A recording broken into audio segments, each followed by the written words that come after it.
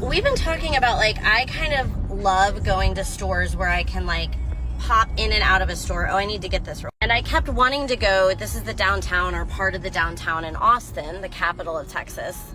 Constant progress. I kind of just kept wanting us to get to an area where I could go, like, in and out of stores. And then that made us realize a big difference between Norway and America, which I feel like you probably hear about a lot, but, like, it's different to experience it physically and in time. That, like, I've gotten so compact. Like, if you go to Oslo, pretty much most things are 10 minutes away in Oslo without needing a car. And I think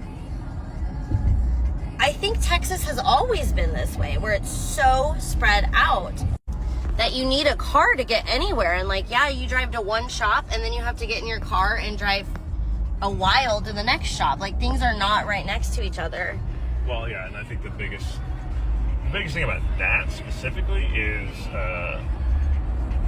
the lack of public transportation. Like, yes. You can go to New York City, and New York City is huge, and there's a lot of stuff spread out, like, in the 5 boroughs. But, like, Manhattan is tiny. Like, it's basically a 5-mile strip that you can cross Manhattan multiple times in a day. And New York has taxis, and it has buses, and it has subways, and it has, like, a lot of ways for you to kind of get anywhere. And then, of course, foot traffic. Like, it's very walkable there. So even though it might take a little time, it's not, like, that hard to get from, you know, like, the Bronx to Manhattan. You just hop on the train and you get there. But in Texas in particular, like, Austin has a more robust bus system than I ever saw. Yes, because they have such a huge university, one of the biggest universities in the country. So they have to, but it's still nothing compared to Europe. Yeah. Well, and, like, another thing you said that was interesting is, like, we always felt like, because I'm from Dallas, which is the 9th largest city in America.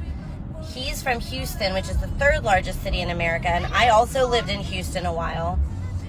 We always felt like Austin was kind of a small city. Yeah. And, like, very compact, and everything was right next to each other. And now that we're visiting, we're like, it's huge. Oh, there's a Texas football stadium. Oh, I hope I can get a shot. It's huge. Yeah, the question is it high school or college? Because you kind of can't I tell think that's the UT stadium. That's the university. But you can't really get a sense of the scale. Yeah.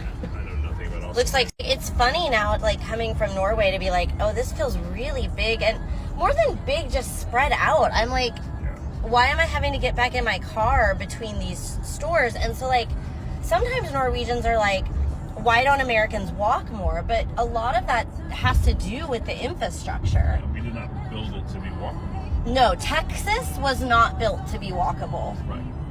Like, even if I wanted to, it would be hard to do that in most cases. Well, and I did. So I walked from the phone repair store where I was to the barbecue place that we ate at yesterday. And it is a 5-minute drive. It's right down the road, but it took me half an hour to walk there. And it's just these long stretches of America, I guess. And then if you think about the fact that we're here at the end of March, it's 25 degrees most days. And in the sun, that gets really hot. Like, I got a sunburn just from being at the zoo in Houston, and it was cooler than that. Yeah. So that's just March. So, like, in Texas, it gets so hot that you wouldn't, like, that 20 minutes might be easy to walk in terms of, like, your muscle and energy capacity. But, like, when you're talking about much hotter, I can't convert from Fahrenheit to that. But, like, when it's 108 degrees Fahrenheit, which is probably what? Like 35, 40. 35, 40 Celsius. Like, no, you're not going to walk that, you know?